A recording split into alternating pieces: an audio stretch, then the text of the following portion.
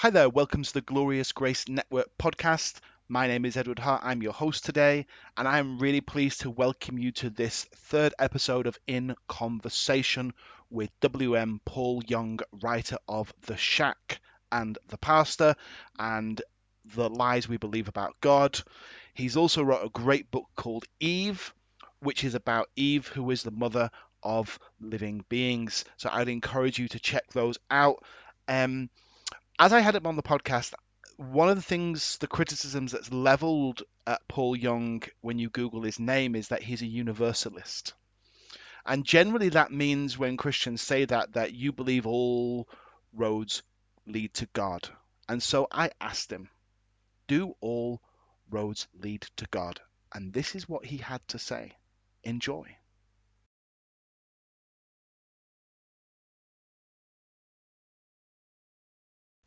Don't forget to like, subscribe, and hit that notifications bell. So let's just change gears and Sure. did do this last section, which is about the writer, because I'm a wannabe writer. I did publish my first book about 3 years ago, and I've also got some storybook, a novel book, a novel idea I got in a dream. So I thought this was a great opportunity for me to pick your brains. Um, And so, but just to give it a plug, I know you've got a new book out that you've written with Brad Jerzak. Yeah, the pastor, a crisis. So, what's that about? So the word crisis is in the Greek. There's a portion of time for a person to die, and after that, the judgment. Yeah, and the Hmm. Greek that's krisis, and Okay. it literally is where we got our word crisis from. That's the judgment. You're going to Mhm. be, as Baxter Kruger would say, you're going to be face to face and know that he knows that you know that he knows that you know. and and this would be George MacDonald saying, everybody is going to deal with every bit of darkness in them. Wow. And um, and so this is a story, and it could have been a doctor, it could have been a housewife, it could have Mm, been a street cleaner. It doesn't matter. mm. Pastors are an easy target, Yeah. in that sense, and because they're put in this really difficult situation of having to perform outwardly, and they are so separated relationally Mm, from anybody that can access their life to bring wholeness to them, right? yeah. So so in this case, the main character is your hellfire preaching pastor who's got a history of his own losses, as well as the damage that he has done that's been Mm, hidden. And it all comes to this cataclysmic climax in a service where he ends up being in a psychiatric ward, wow. and he has to deal with, or not, with his own stuff in this ward. And Mm, um, Bradley and I would both say, if you have the possibility of getting the audiobook, mm-hmm. it's amazing. It's done with a number of live uh, voice actors who take the different parts, Mm-hmm. and it just brings it out in a way that's amazing. But the story is basically to ask two questions. Is there anyone who exists who is irredeemable? And is there Mm, anyone who exists that is unforgivable? mm. Right?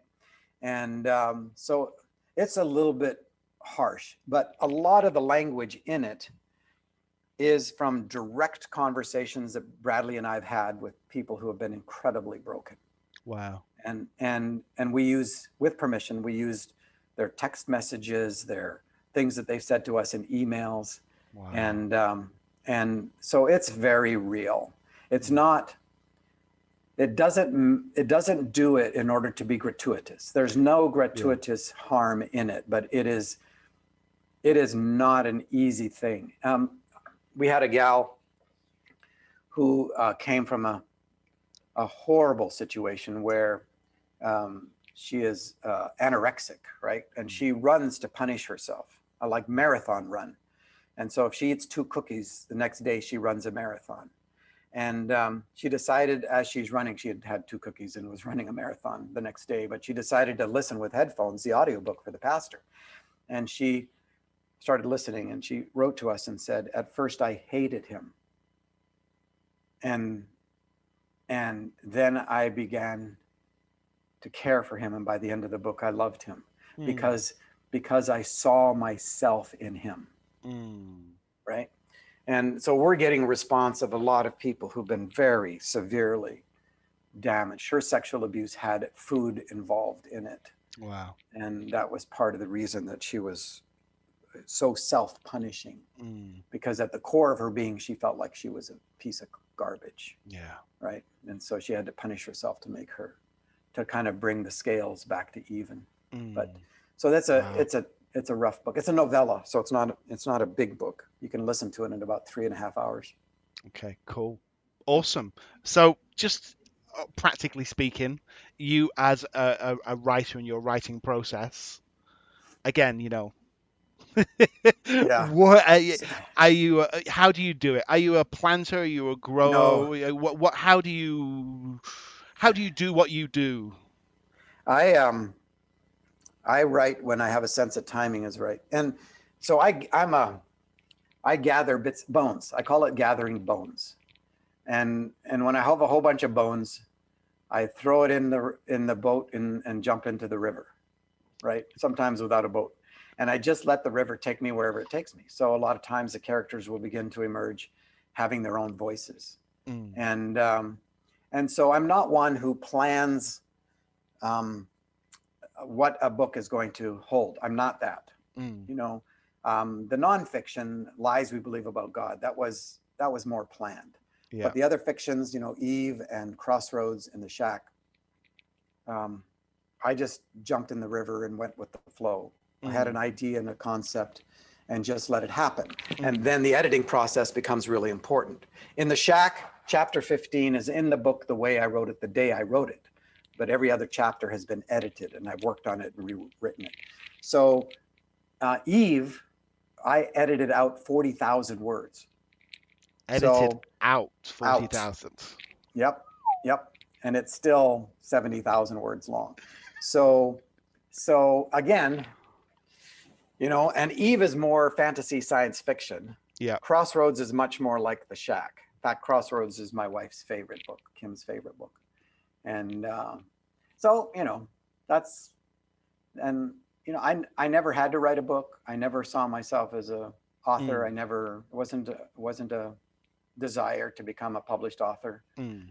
I wrote The Shack because I needed a Christmas gift for my kids. And Kim had been after me for about 4 years. She said, someday as a gift for our children, would you write something Mm. that puts in one place how you think, because you think outside the box? Mm. And I didn't feel ready until the year I turned 50. I just didn't feel healthy enough to do that. Mm. But 50 was sort of my year of jubilee, and I finally felt healthy enough. And I was working 3 jobs, and on one job I had a 40-minute train ride to get to it, my main job. And I wrote, I think, most of it on the train, Wow. and got it done for Christmas and made Mhm. 15 copies at Office Depot that did everything I ever wanted that book to do. And my friends started giving it away, and that started the whole craziness. The But snowball. yeah, Wow. I never thought it would happen. I mean, I didn't even, like, I never thought, in the sense that it didn't even cross my mind to Mm. be a published author. I just, Yeah.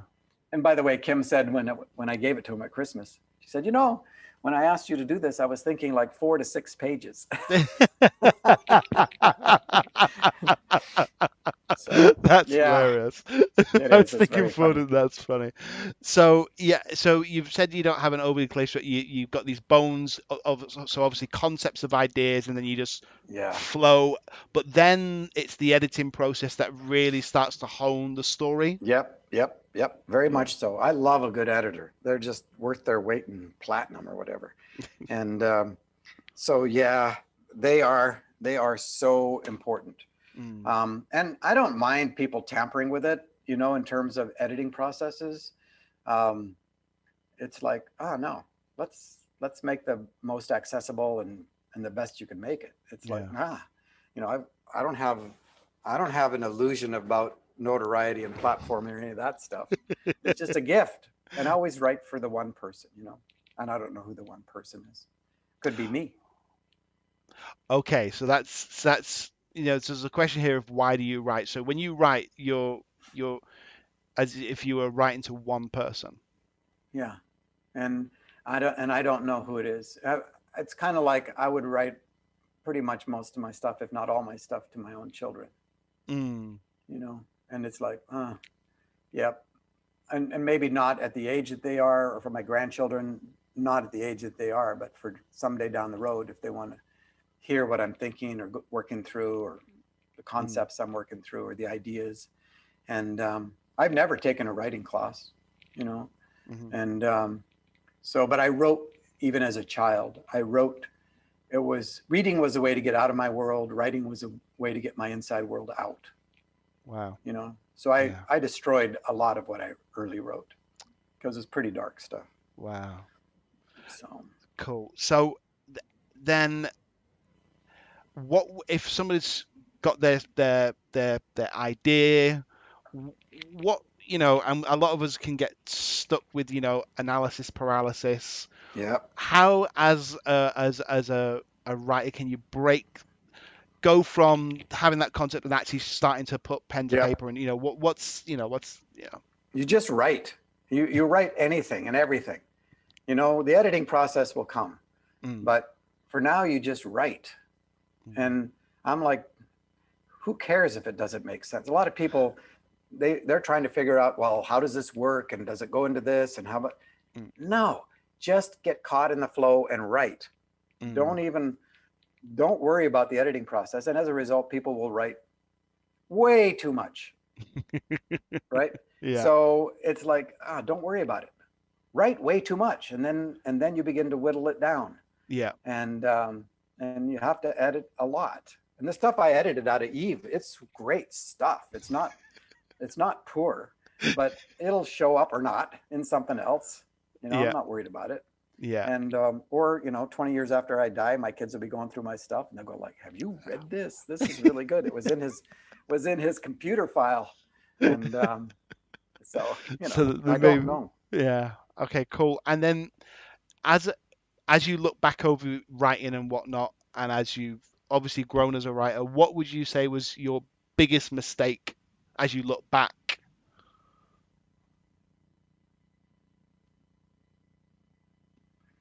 Um,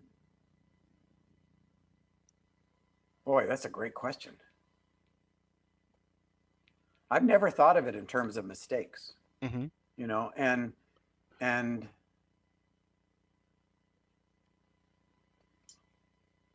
the only time that, well, not even then, I'm thinking about, what would be considered a mistake?